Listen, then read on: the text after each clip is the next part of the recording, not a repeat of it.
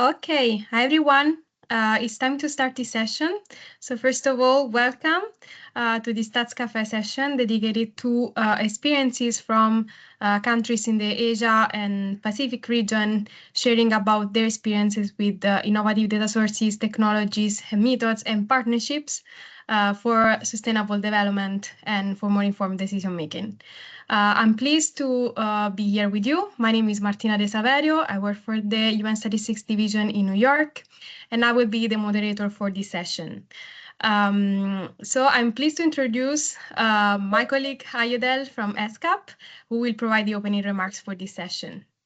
Thank you, and over to you, Ayo. Hi, thank you, Martina, and good day, everyone, and welcome to today's Stats Cafe on unlocking the power of data and innovation for sustainable development. Thank you for taking the time to be with us. I'm Ayodele Marshall, Associate Statistician in the Statistics Division here at ESCAP, and I'm giving these opening remarks on behalf of the division and Rachel Bevan, our director, who unfortunately could not be here at this time.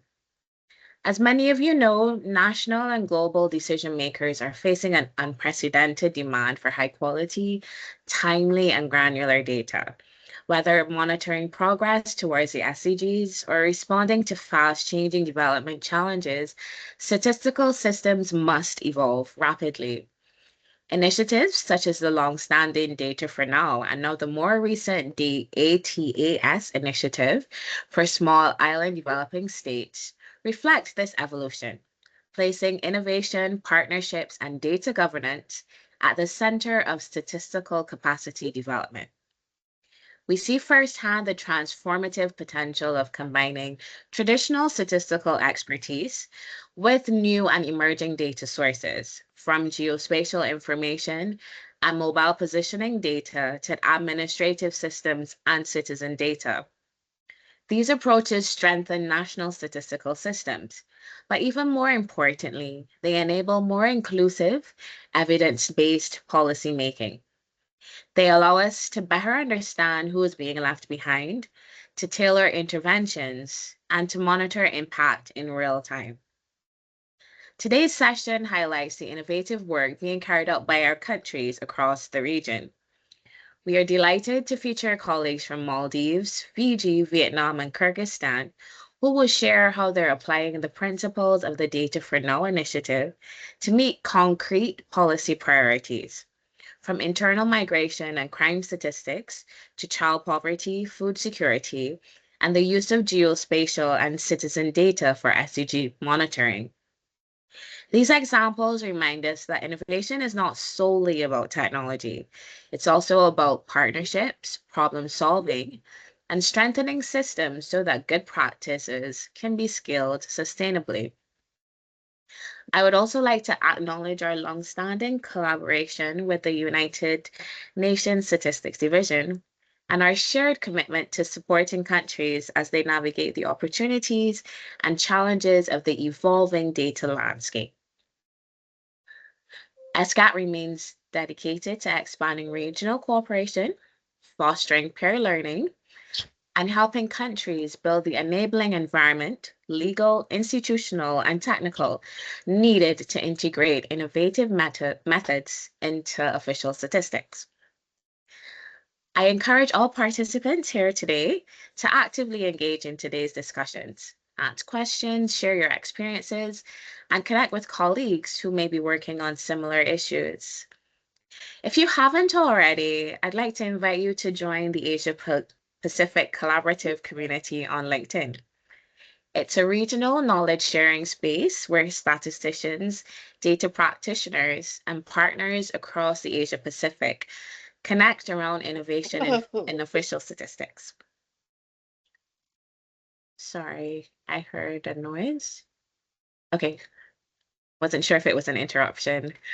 I'll just continue. The Asia-Pacific Collaborative Community is part of the global network of statisticians and data scientists.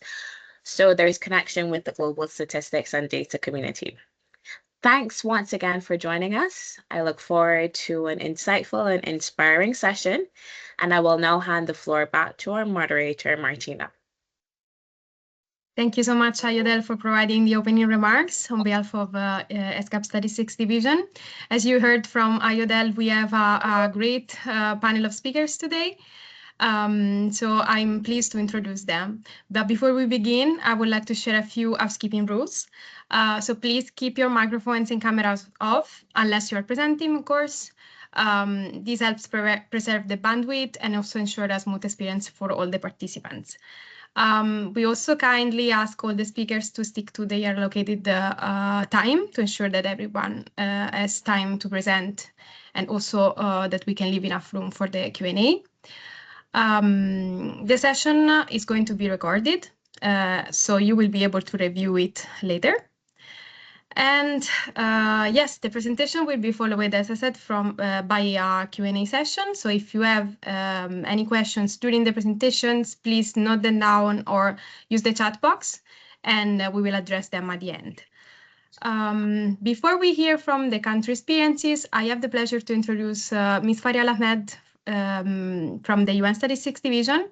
She's a statistician and also the Data for Now coordinator. And she will provide an overview of the Data for Now initiative and the DATAS initiatives for SIDS. Thank you for your collaboration, and over to you, Fayal. Thank you so much, Martina and Ayodel, for that very nice introduction. My name is Farial, and as Martina mentioned, I coordinate the Data for Now initiative at the UN Statistics Division. I'm very happy to be here today to share more about the work that we have been supporting in countries, specifically for the Asia-Pacific region. Martina, can I please request you to put the slides up?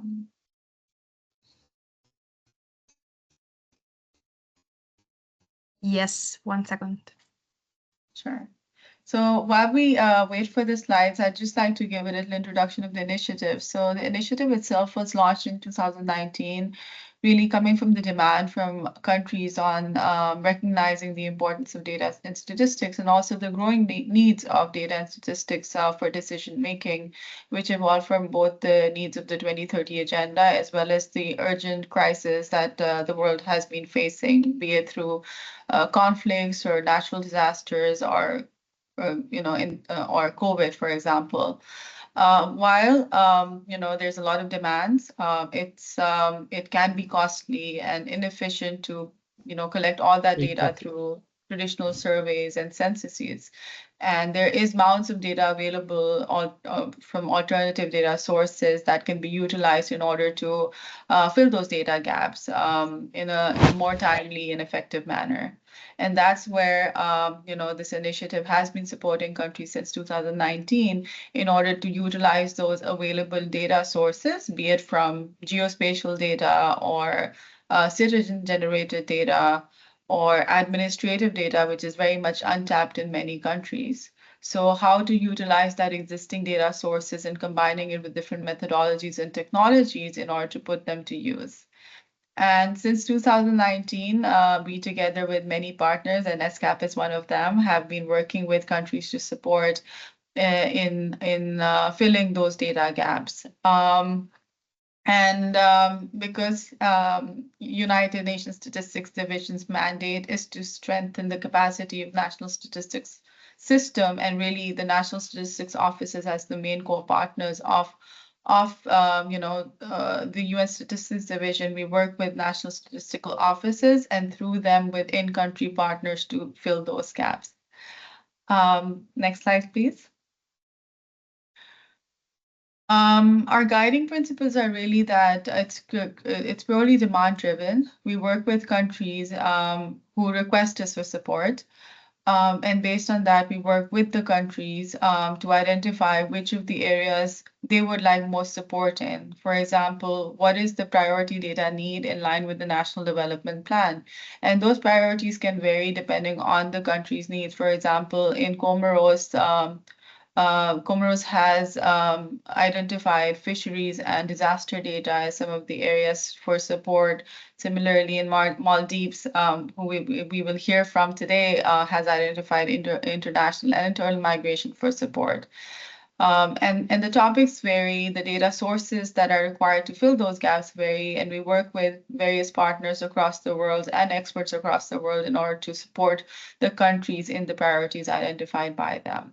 And that those priorities are guided by the work approach principles and the data principles and outcome principles. I'm not going to go through all of them, but really they kind of they are based on the fundamental principle of official statistics, and then weaved into these three data principle, work approach principle, and outcome oriented principles. And then really the key from something that we start the conversation from the first day when we work with countries is how can we provide support to countries in order to make those solutions sustainable? For example, if when our support ends through the project or the program, can the government sustain the production using those innovative methods? And we will hear examples also. For example, there are many open source tools available, such as QGIS or Python, that can be sustainably be used without an additional cost by the government, as opposed to some software that are quite expensive to be purchased if they are not being purchased for a bigger operation. Next slide, please. So the implementation process is really that we work with countries to identify what the priority area is, and that could be SDG or a policy area. Does not have to be SDG indicator particularly, and then identify the gaps in needs and consultation with users and producers of data. How do we fill those gaps? We work with experts and in country national staff in order to identify what those innovative approaches could be that could be developed in country. And then based on that, we estimate new indicators or improve the timeliness or availability of the existing indicators, and then disseminate in various formats. So Martina, can I request you to click yes, the disseminate official statistics.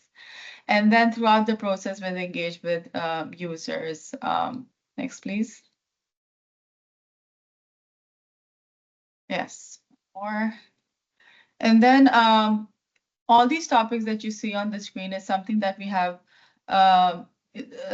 identified when we were supporting countries in those different areas. For example, statistical and geospatial information, and we held a seminar back 2 years back with ESCAP as one of our collaborators on how to bring the mapping authorities and the statistical office together in order to capitalize and integrate those two different data sources to measure, for example, open public spaces or the change in land consumption rate, or how to measure land erosion, or measuring even air pollution, something which is still in a very nascent stage, but this is something that the scientific community is working towards.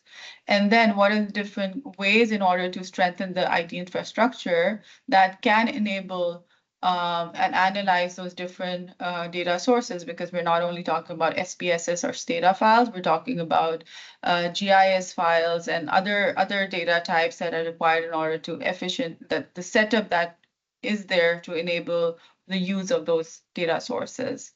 And then we've been working with various initiatives, global initiatives, for example, the collaborative citizen data, the collaborative administrative data. We're working with UNODC to operationalize the statistical framework to measure corruption. This is a corruption framework that was endorsed by the Statistical Commission in 2023. And now we're working with 3 countries, namely Colombia, the Dominican Republic, and Kenya, who are working with anti-corruption agencies together with NSOs to identify the different indicators to measure corruption, and how can the existing data be used in order to design anti-corruption strategies in their countries.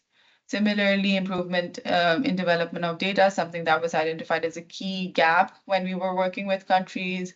Guidance on how to make household surveys more accessible, something that we identified during the COVID, when a lot of countries moved from in-person surveys to phone surveys, and accessibility was something that was not accounted for and really came about as a gap.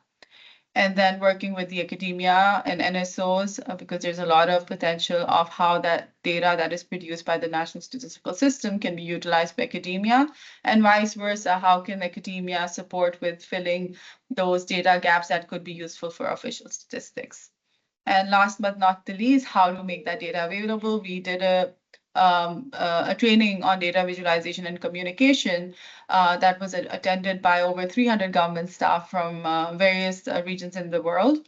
And we have been making these data available on our website. So if you go on our Data for Now website, you would see like a whole package of material available and tools available on data visualization and communication that we co-developed with UNDP. So that's just a summary of some of our work that and resources that are available. Next slide, please. And then, as I mentioned, we have a lot of our resources on the website. I encourage you to go through the materials, and if you have interest to either partner or receive support from the initiative, please reach out to myself or Martina. And if we have resources, and when we have resources available, we will reach out to the countries in order to provide support. So thank you very much, and over to you, Martina. Thank you very much, Faryal. This was a very comprehensive and insightful overview of the Data for Now initiative. And I think your presentation really sets the stage for our discussion today. As I said before, we are fortunate to have a great panel of speakers who will share concrete examples from the Data for Now initiative and how the Data for Now initiative principles that Faryal just mentioned are being translated into practice. So I would like to move to our first presenter, Ms. Ashiat Shazna, statistician from the Maldives Bureau of Statistics. Shazna will share how mobile positioning data is being leveraged in the Maldives to better understand internal migration partners. So with that, the floor is yours, Shazna. Thank you. Thank you very much, Martina, and also thank you for this opportunity as well. And as mentioned, hi everyone. As mentioned, I'm going to share with you all our journey towards using mobile positioning data to obtain official statistics in the country, and with a given focus to gain insights into internal migration. Next slide, please. Actually, our motive towards this initiative was mainly that our national strategy for the development of statistics 2021 to 2030, which is our 10-year plan for the development of statistics in the country. Through this plan, actually, our strategic objective now to focused on innovation and modernization, and focusing on exploring MPD, the use of MPD as a new data source.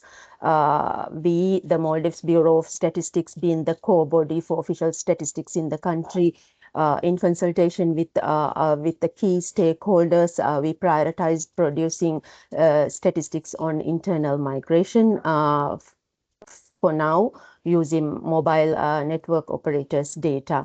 And we believe that the increasing mobile phone penetration in Maldives makes MNO data a rich source of data to inform the decision making on different aspects. Next slide. Yeah. With the focus, as mentioned, we initiated a pilot project during 2019. With the objective to develop socio-economic indicators, and specifically estimating the resident population and population density in the capital city area using the mobile phone data. And we were supported with an international expert team on the project using some test data we got from the mobile network operators, mainly to check its feasibility. Yeah, next slide, please. And looking at the pilot project, actually, it identified that population mobility can be studied using the mobile phone data within Maldives, and this method is feasible using more finer granular level data, as well as mobility patterns, including movements between islands. We were observed during the pilot, and it can be systematically studied as well. And also we used as test data, just we took 2 months data, and it showed that extending the observation period can improve the accuracy of population and mobility estimates as well. Next slide, please.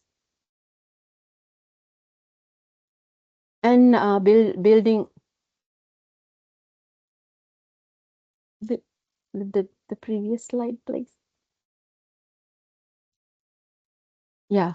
Building on the foundation of the pilot, which we completed, MBS under the UNSD Data for Now initiative, together with ITU, as well as two international expert firms, Post-CTM and Flowminder. We are currently working to address any barriers on using MNO data, as well as we are trying to institutionalize mobile data use, guided by MPD maturity framework by World Bank. Next slide, please.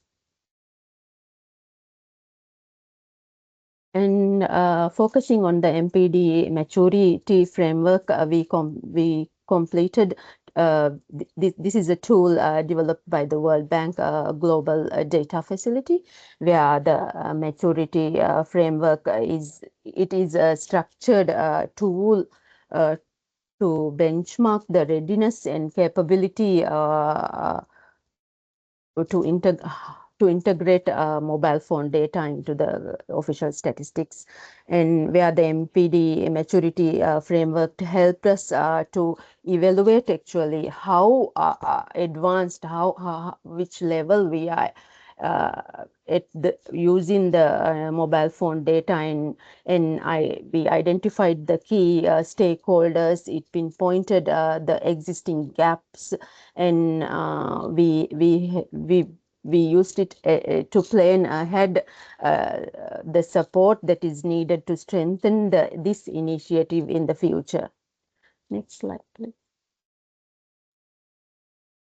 And based on the assessment we completed, the actions we need to consider include mainly on the legal and regulatory framework, actually, which highlighted that our current statistical act must be updated to clearly permit and regulate MPD use, while strong privacy safeguards such as anonymization, secure storage to ensure responsible data handling while forwarding with this initiative.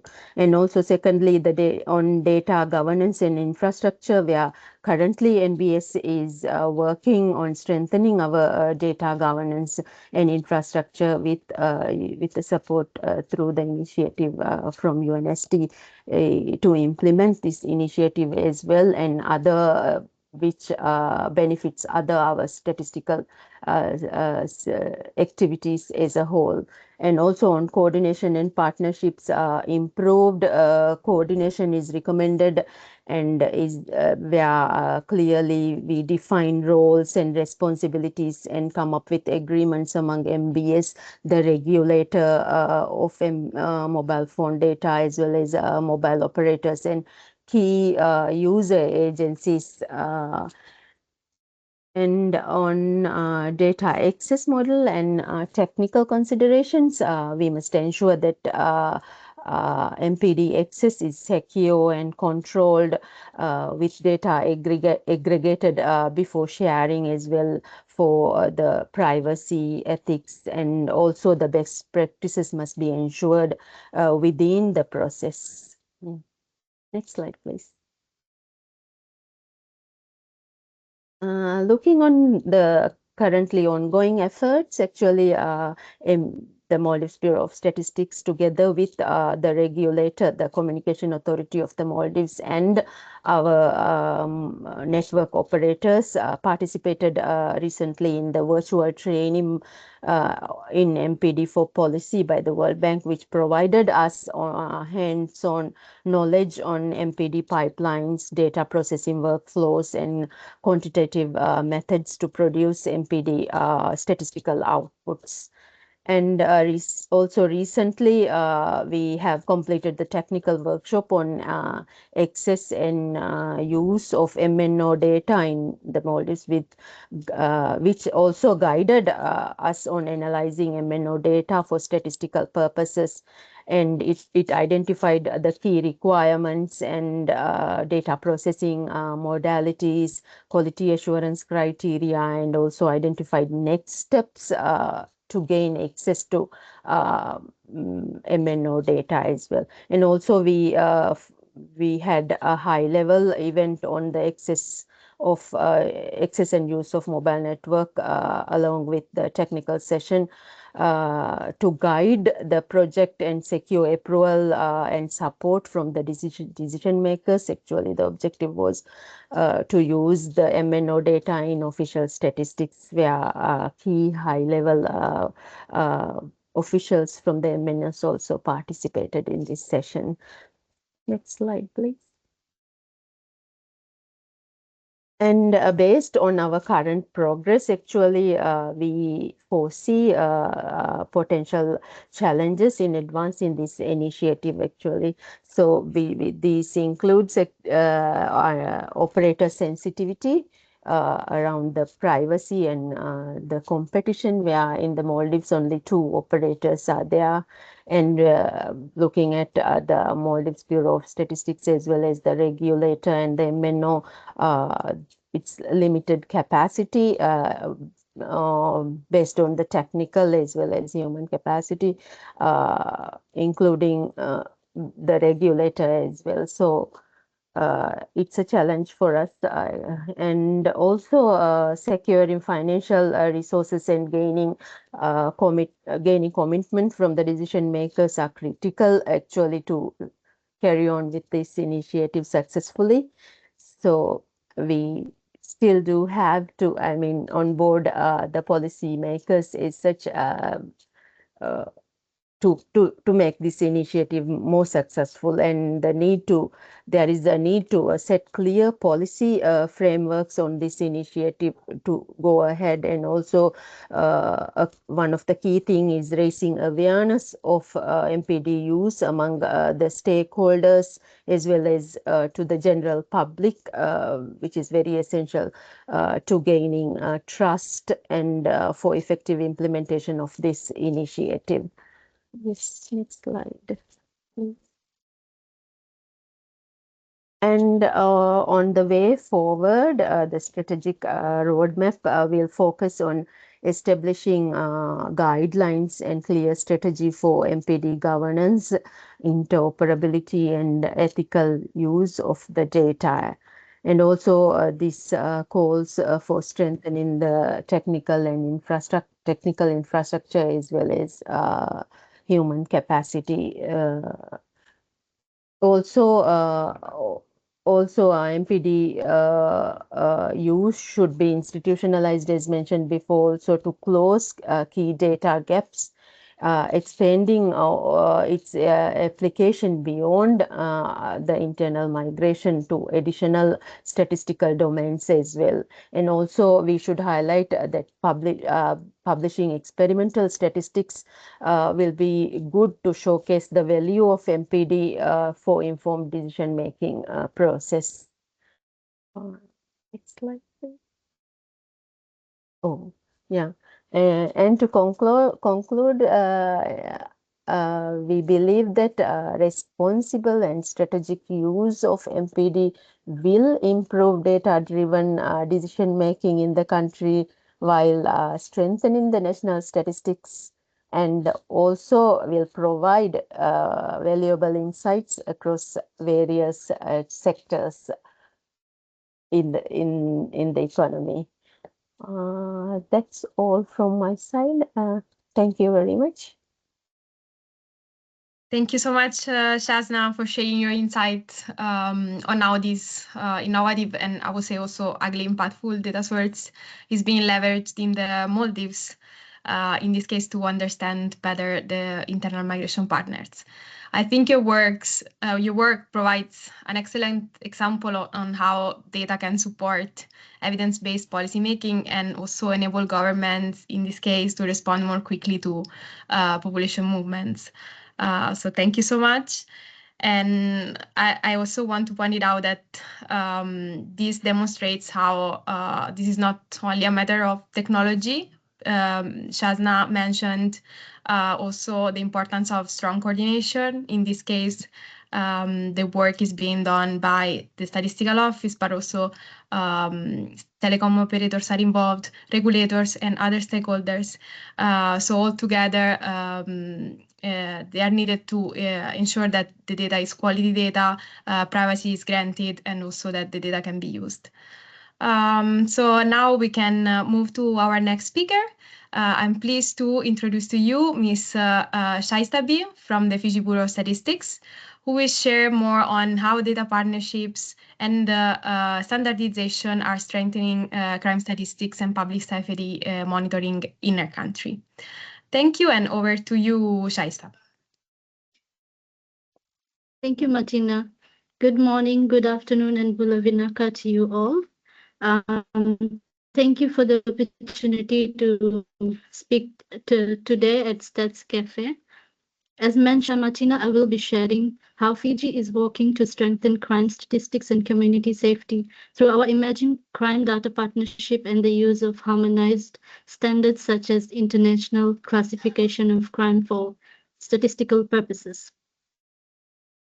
If we could skip and go to the background slides, please.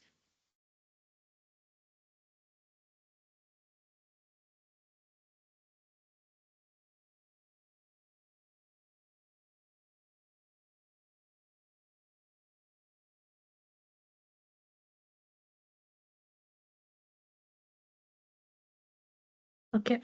Thank you, Martina. Crime statistics are essential for policy making, safety planning, and strengthening the justice system. In Fiji, there is a strong commitment to improve public safety, particularly for women and children, and to enhancing accountability across institutions.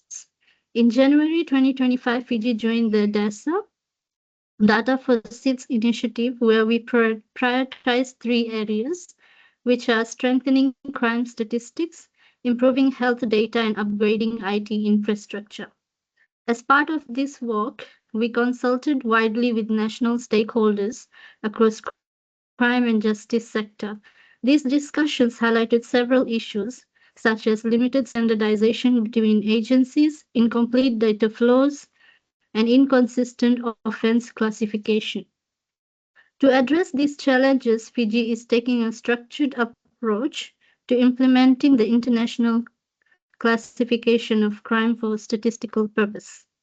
Full implementation would take years and require major system reforms. So we are commencing by identifying priority areas that reflect our most pressing national needs. Together with our national stakeholders, we selected three priority areas, which is number one on serious assault, with a focus on gender-based violence. Then intentional homicide, applying a gender perspective, including femicide. Femicide is the gender-related killing of women and girls. And finally, offenses involving controlled psychoactive substances, which is drug-related offenses. Starting with these categories allows us to build capacity, achieve results, and then gradually moving towards full implementation of ICCS. At present, the project is in its initial phase where we are confirming priorities, engaging stakeholders, and developing a coordinated work plan. So there's a lot more to unfold and explore. Next slide, please.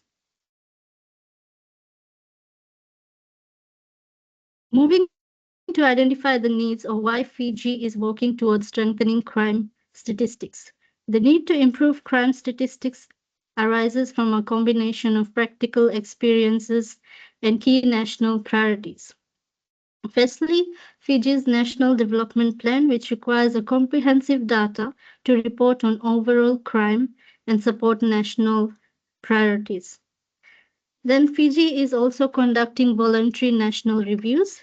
The VNR requires complete dataset while we were working on the last VNR, which was done in 2022 and 2023, we were unable to report progress towards certain crime-related indicators because of incompleteness of information.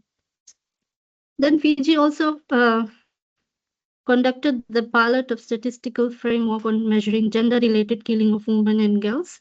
This is the femicide pilot in collaboration with UNODC and UN Women. And through this study, the need was seen to strengthen the consistency and completeness of homicide-related data across agencies to support gender-responsive analysis and policy intervention. Through UNCTS, which is United Nations Survey on Crime, Trends and Operations of Criminal Justice System, Fiji participates in this survey, and during the submissions, we faced difficulties in reporting on majority of the crime indicators due to the differences between national classification and international frameworks. And finally, ongoing consultations and collaborations with ministries, law enforcement agencies, and stakeholders reinforced how fragmented system impose challenges in data sharing and decision making. Together, these national commitments, reporting obligations, and practical challenges clearly highlighted the urgent need for a more harmonized, consistent, and complete crime data system for Fiji. Next slide, please. During our data assessment, which was the initial part of the project, the following gaps were identified. Currently, crime data spread across multiple agencies, including the police, the Director of Public Prosecution, the Corrections, Judiciary, Health, CSOs, etc. Each institution uses different definitions, classifications, and recording methods, making it difficult to compare and integrate data. Important areas such as gender-based violence, child protection, and vulnerable groups are inconsistently captured.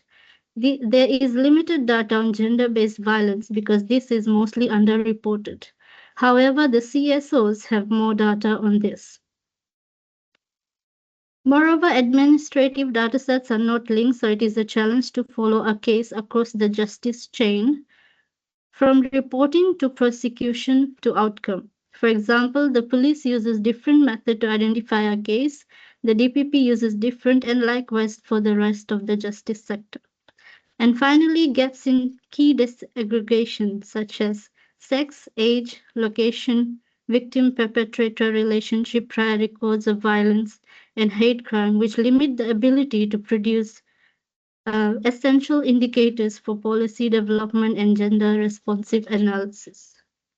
Next slide, please. We also identified key challenges during this process that needs to be addressed.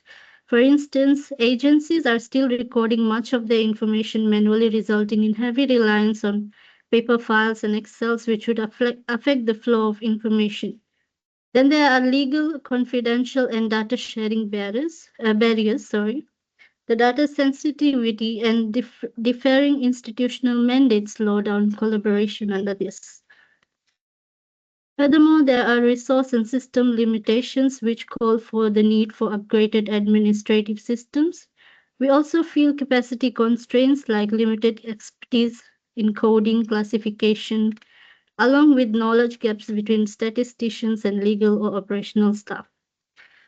And finally, sustaining multi-agency coordination, since agencies, they have their own priorities and may not always be available. And also maintaining engagement and consistent practices across all justice institutions over time is a challenge. Next slide, please.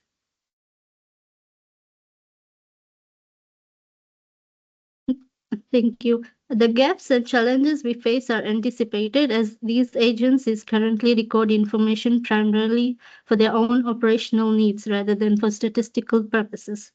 To address these issues, the Data for Now initiative is strengthening coordination and harmonizing standards across agencies through fostering partnership. Under this, we have established two key coordination structure. We have a steering committee made up of heads of organizations to provide strategic direction and high-level commitment in terms of strengthening crime statistics. There's also a technical working group consisting of technical officers and subject matter specialists to address practical issues such as differing definitions, recording methods, and data structure.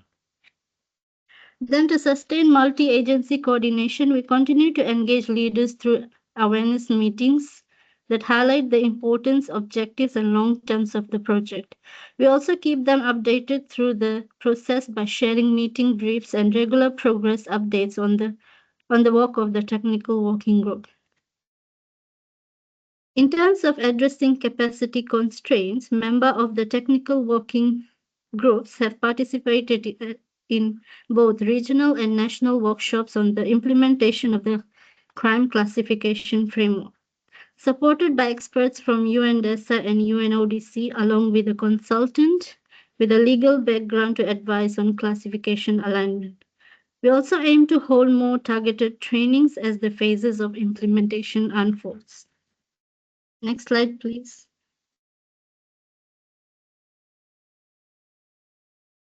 So for strengthening crime statistics, it is not something that the Fiji Bureau of Statistics can do alone, as it is a national implementation and requires strong partnership across the justice sector and with our international counterparts.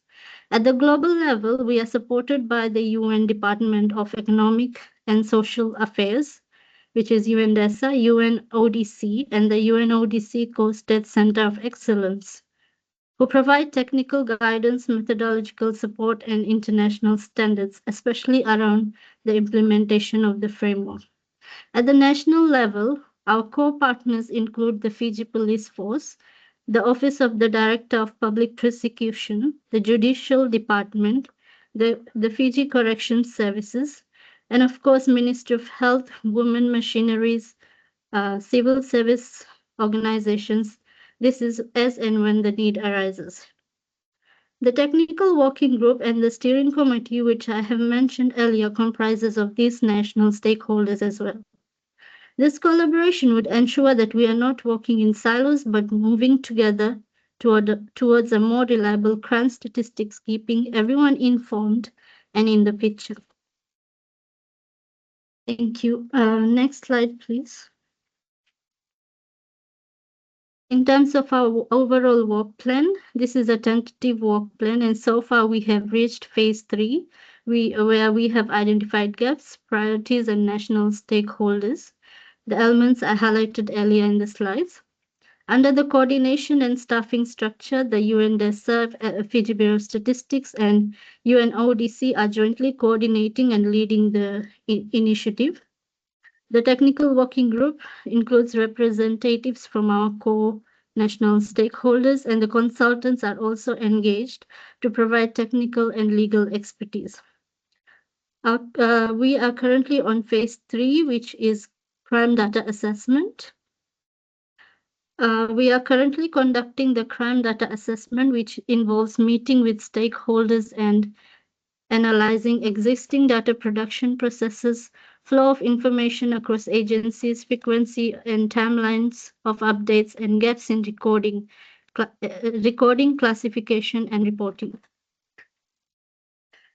In terms of ICCS implementation phases, the plan for implementation includes mapping the national offenses to the national offenses codes and justice system processes to the ICCS categories.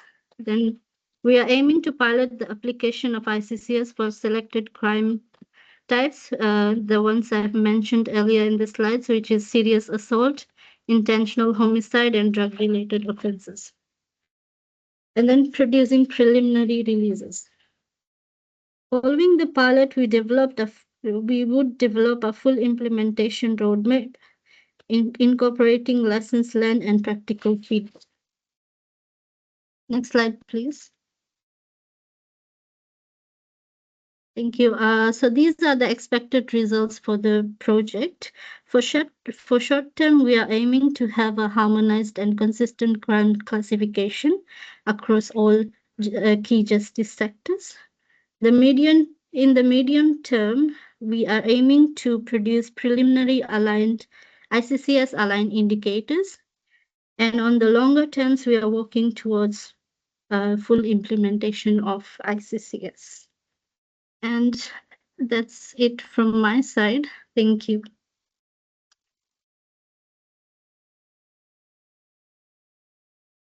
Thank you so much, Shaista. Your presentation was excellent, and thank you so much for sharing the work you're doing to strengthen crime data and statistics under the DATAS initiative. I want to mention that the DATAS initiative was launched quite recently, recognizing the unique challenges faced by the small island developing states. As highlighted in the ABAS agenda, the Antigua and Barbuda agenda for SIDS. The DATAS initiative follows the approach of the Data for Now initiative, so it still supports countries to strengthen the statistical system, improve data production and availability, and also foster collaboration among stakeholders. I want to mention how your presentation shows how much cross-agency cooperation is key in this process.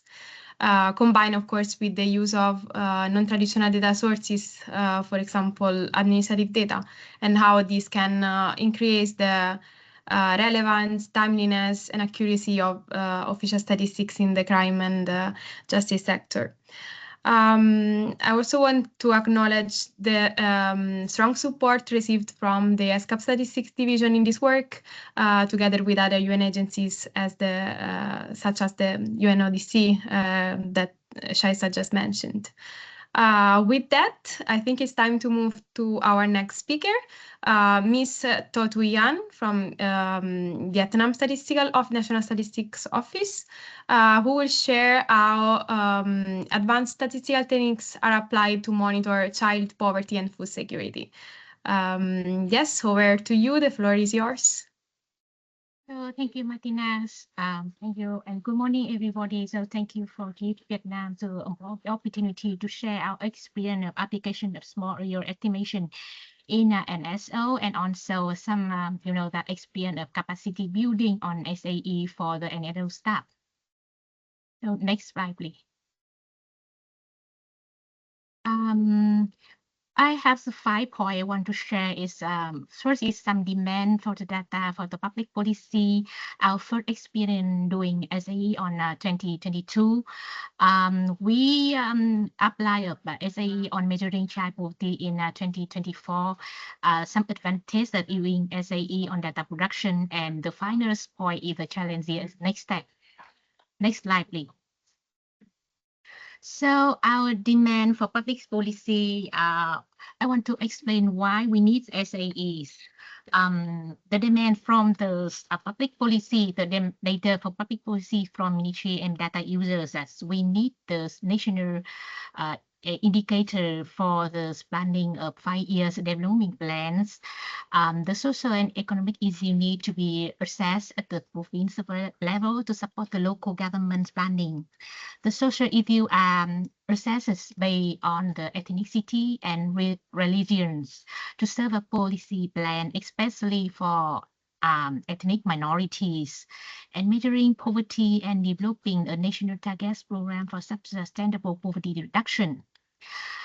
So on the other side, we look into the NSO capacity. So the data source in NSO, we have the administrative report and data from survey, from reports from the National Statistic database from ministry and province, but mainly provides a nationwide and regional representative estimate, while a few survey provide the province level estimate. And the data at common level is developing for policy requirement. the data can only be categorized into the few large ethnic groups, not every single minority ethnicity group. The state budget is limited for large-scale data collections. So SAE technique is considered to data processing in the recent years, but it is still at the experimental stage. Next page.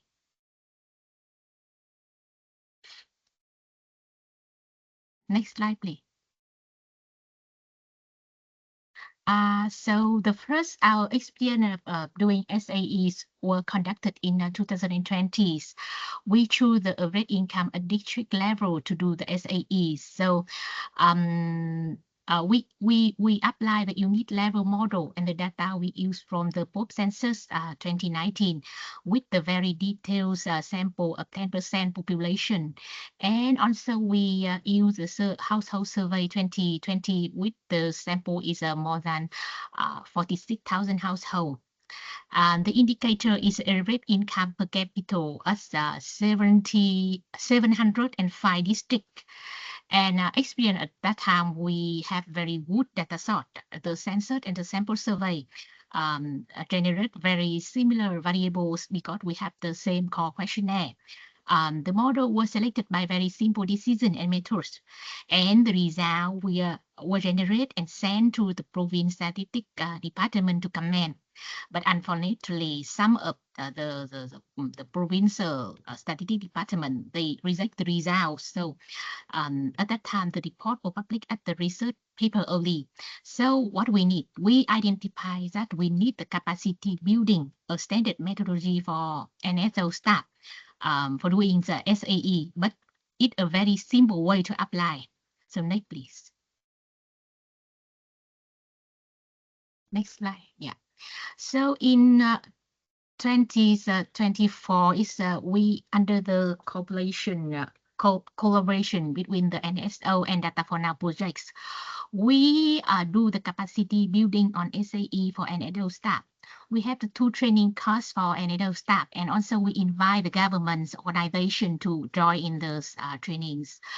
The data we use from the Household Living Standard Survey 2022 and also the census 2019. And we use the auxiliary data set from province. There are 2 indicators we choose to do the SAE, the child poverty and also the food insecurities. So the result of the capacity building is a report on estimate multidimensional child poverty and monetary poverty at the provincial level were compiled by NSO staff who will participate in the training course and with the consultation from experts, Data for Now expert, UNSD, UNICEF, and World Bank expert. A Fay and Harriot model were applied to combine data from the household survey 2022 and the provincial level administrative resource to do the small area estimation. The next, please. So here is some results. The first result is the expenditure-based child poverty rates. Approximately 5.1% of children living in a household with the per capita expenditure below the international poverty line, 3.65 US per day. So we can see that provinces with high rate of child living in poor household using the both methods are mainly concentrated in northern Midland and mountain areas, especially the border provinces. The rate is lowest in the provinces of Black River Delta and the Southeast. The result is consistent with the actual socio-economic situation of the region. As the Delta infrastructure is more developed and the employment opportunity are better. The result is also consistent with the some indicator closely related to the monetary poverty rate, such as the multidimensional poverty rates and the income per capita in 2022, announced by NSO. The next, please. The other indicator we do the SAE, the multi-dimensional child poverty rates. This about the 8.6 of Vietnamese children, equivalent more than 2.1 million children are poor according to the multi-dimensional approach. So with the reds representing the severe of multidimensional child poverty. It is possible to observe the worrying child poverty situation in the provinces of Northern Midland and Mountain area, the Central Highland, and the Mekong River deltas. So next, please. So what is advantage when we doing SAEs on data production? The method of SAE, the area model with the regional level auxiliary data is relatively easy to implement.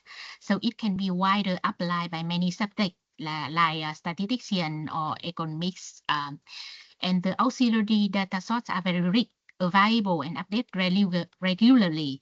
Since the data are agreed at regional level, they are easily accessible and avoid to data privacy principle. So SAEs can provide estimate for area not surveyed in the sample surveys. And the need of data for living standard of geographs area like province like Cameroon, as well as a population group like ethnicity for policy making is increasing for local government and ministry use. And SAE help to meet the requirement under the condition of limited sample size of the survey. And it can be applied to estimate a variety of indicators on poverty, on food security, on agriculture, especially in estimating child poverty. The FS model is to give very smaller confidence interval than the direct estimate. For the point estimate at region level, the direct and the FS model method are not too different. So next, please. But besides the advantage, there are some challenges we have to face. The first is how to improve the capacity on SAE for NSO staff, including using R software or Python software. Especially, NSO had very rich data source such as the intercensus, the census, and the house survey every 2 years. The second challenge is doing SAE for domain not focused on geographic areas such as ethnicity, gender, which sample survey cannot provide reliable estimator. Third challenge is the auxiliary data source is only provided as provinces. It is difficult to apply SAE for lower level like the Cameroon levels. Another challenge is to advocate for using SAE result on policy making, especially for assessing the provincial program. And the final challenge is selecting trainees based on the experience, education, and commitment to continue the work after training. We have some next step for apply SAE in NSO. First is improve quality of SAE result on key indicator. It helps to convene the leaders. Back please. Back please. Convene the leader and policymaker to yield the results. The second plan is training for SAE in NSO to take advantage of big data source in NSO and to exploit the satellite data or geograph data. And finally, to improve the data selling policy is very important. It needs help to bring NSO data close to data user and also enhance the effectiveness of using data in policy plannings. Next, please. So it's summary of application SAE in NZO. It looks very short, a very short step, but it takes 1 or 2 years to do that.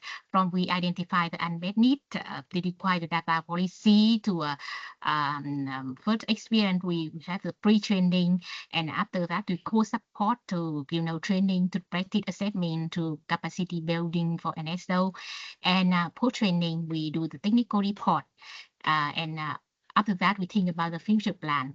Actually, at that time, we have the application of SAE on measuring child poverty on NSO website. So it's something that I want to share with you. So thank you very much. Over to you. Much, Ms. Han, for sharing your work on developing these small error estimation models for the selected indicators on food security and child poverty. This enable more precise and actionable estimates for policy and program planning. And I also think that it's a great example on how these techniques can provide a more accurate understanding of vulnerable populations, like children, for instance, and help target also intervention efficiently. We are running a bit over time, but we still have another speaker with us, and we want to make sure we leave her space. So please stay with us for a few minutes more to hear a final presentation. I'm pleased to introduce Ms. Nazira Kerimalieva from the Kyrgyz Republic, who will share how geospatial information is being used to monitor SDG 9 and 11 and inform policymaking. The floor is yours, Nazira. Thank you. Thank you a lot, Martina. Dear participants, thank you a lot for giving chance me to share our experience in using geospatial data for SDG indicators. And I would like to say that we start this work within the Data for Now initiative, and then also within the support of project Big Data, we managed to continue and get some. I managed to go to get some results. Next slide, please. The National Statistical Committee of the Kyrgyz Republic is responsible for coordination, organization, and producing data for SDG indicators in the Kyrgyz Republic. We a key agency who is building monitoring and reporting system in our country. We produce data and also collect administrative data from our government agencies and ministries, and also we are responsible for disseminating all our SDG indicators through our open SDG platform. Also within our within our work, we are responsible for preparing metadata for each indicators to be sure that our data producers and users have clear understanding of SDG indicators. Next slide, please.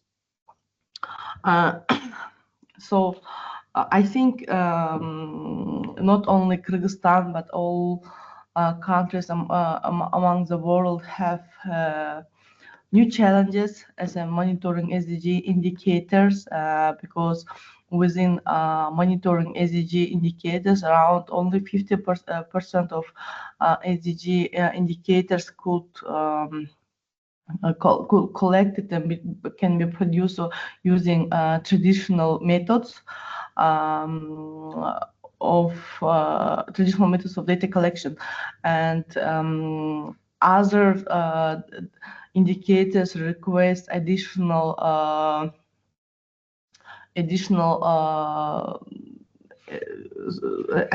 efforts to get them, and of course within the SDG framework, a lot of countries start to use new approaches in new data sources as administrative, non-traditional data and geospatial data for SDG indicators.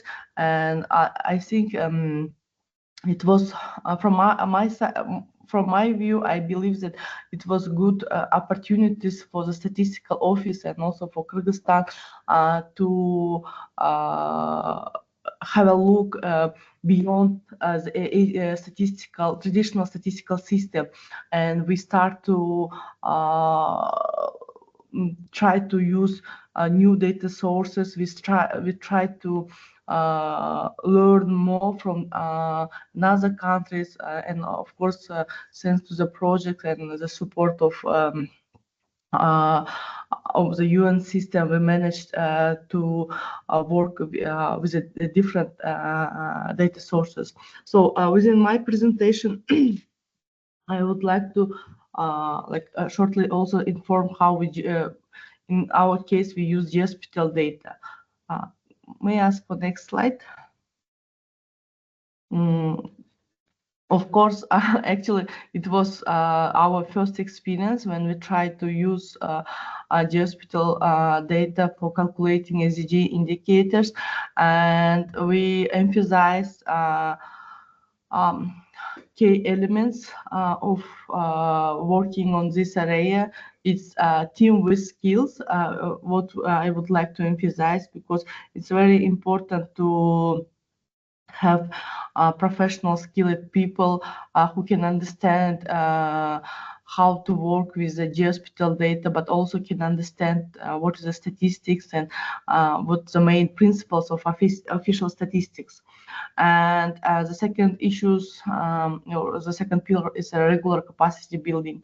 And it was emphasized today also, but statistics is changing so rapidly, and using, of course, new data sources also requires new skills and new capacities. So in this case, it's very important to improve the capacity of your team skills, and also to improve understanding their understanding why we are doing this work and what we get at the end. And next pillar is building communication and collaboration. Here, I also would like to emphasize that it's very important when you are working with new data sources. In our case, it's geospatial data. It's build the communication with the key players or in other words, the owners of these data sources. We within our work, we met different challenges, and of course, first it was like how to build the communication between the people who had skills in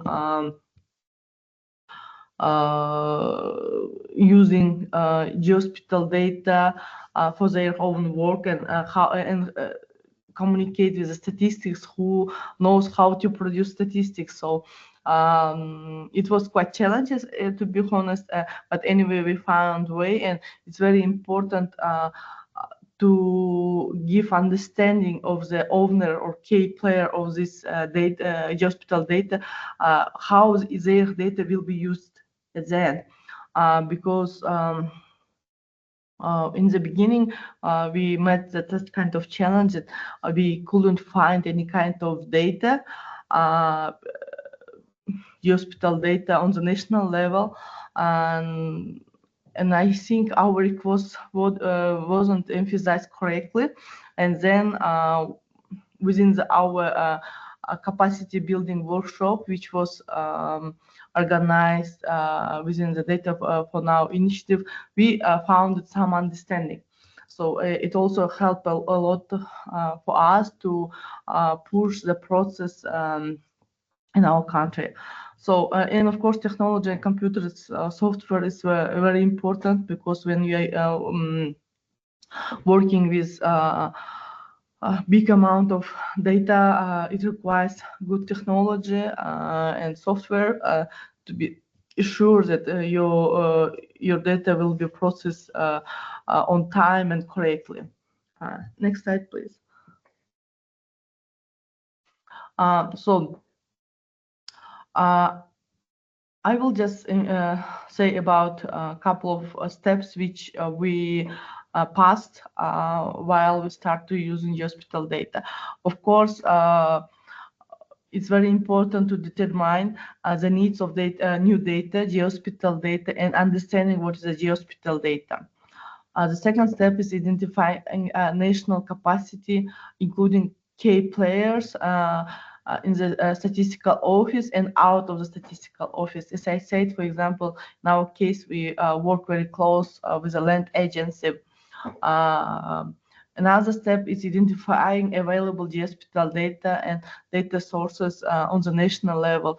But here I also would like to say that of course, there are a lot of data which is available on the global level, which also can be used very well. We actually use also, but also it's important to try to understand what you have in your country. And also it's depends. In our case, it was like that, but like identifying what indicators can be calculated based on your geospatial data, because I believe that in the first step, when you start using hospital data, you need more efforts, more capacity, and so in this case, it's very important to put your efforts in concrete indicators. And as I said, it's like capacity building and communication with the key players, because you cannot improve capacity only with the statistical office. You must improve the capacity of data owners, because it's very important for you for further work to manage to collaborate with them closely and have their have very good capacity on their level, because it helps a lot in like further work. And like next step is I think it's also good. It's preparing roadmap or it's kind of action plan how to work and with the specific SDG indicators to have like concrete plan. After what you will pass all the steps, you will understand how it works for your country. May I ask for next slide? Of course, we had a lot of challenges, but I think it's normal, because when you are working in new area, it's all the time some challenges come. So in the beginning, we understand that we have a weak communication and collaboration between agencies and statistics, and there is no expert in using hospital data in statistical purpose. Of course, we had some good experts in country, but they didn't work for statistics. So as I said, so in this case, it's very good to teach your own staff to use the hospital data. And I think it's very important not do it within the project, but do it regularly.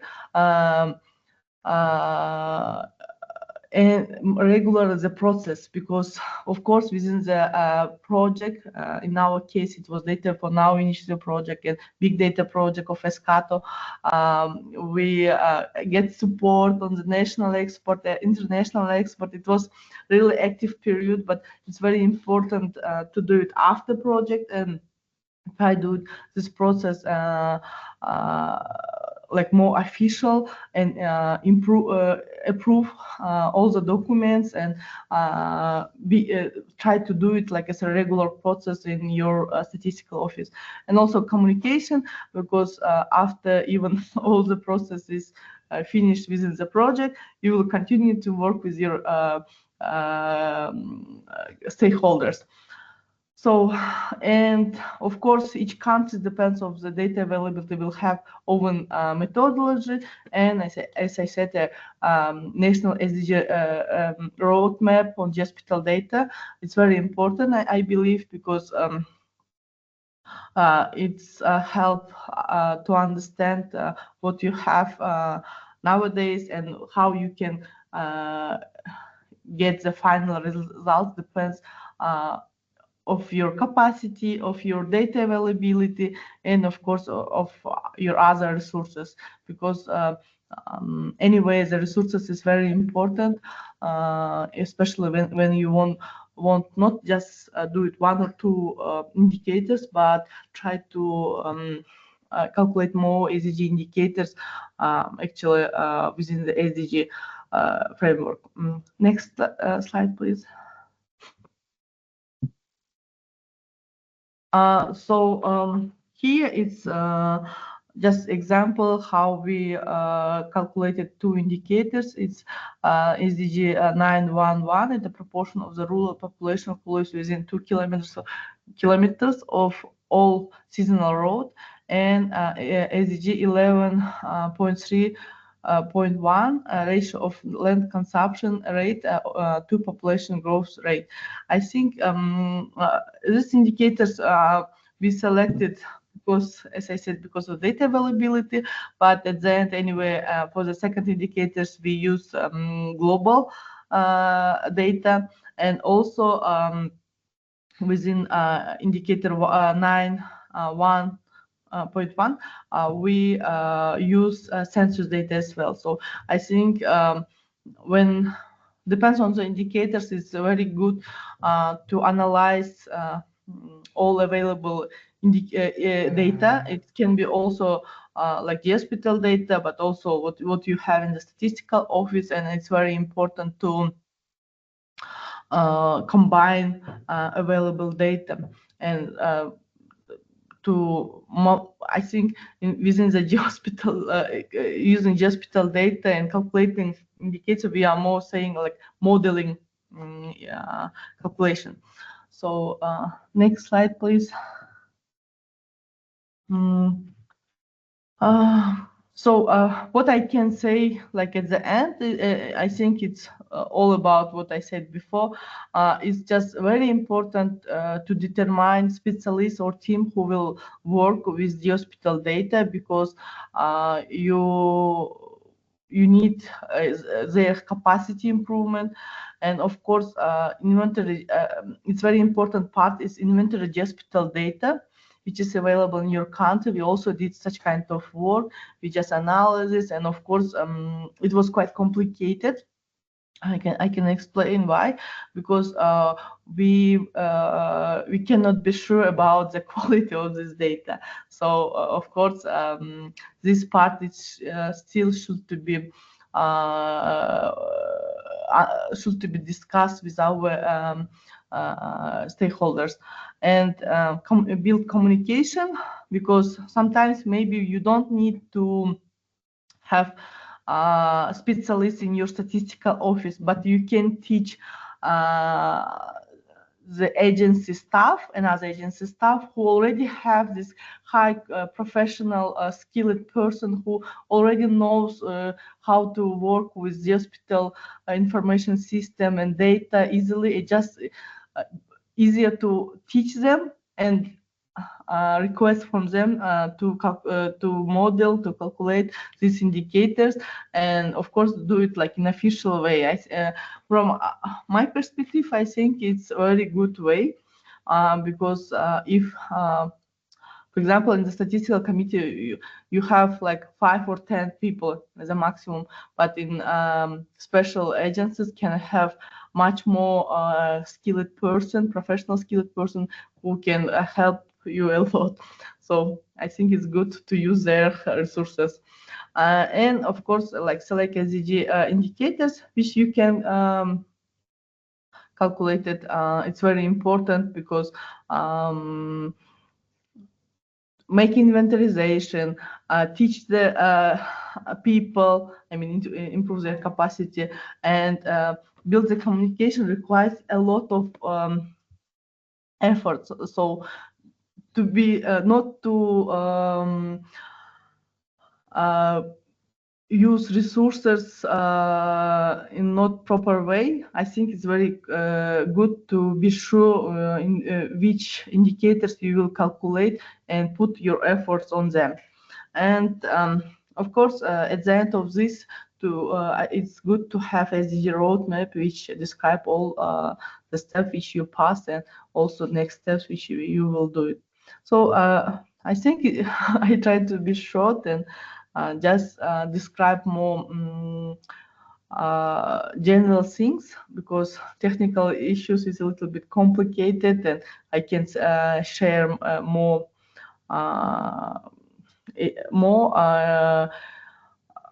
additionally. But it's how we work in Kyrgyzstan within the hospital data. Thank you.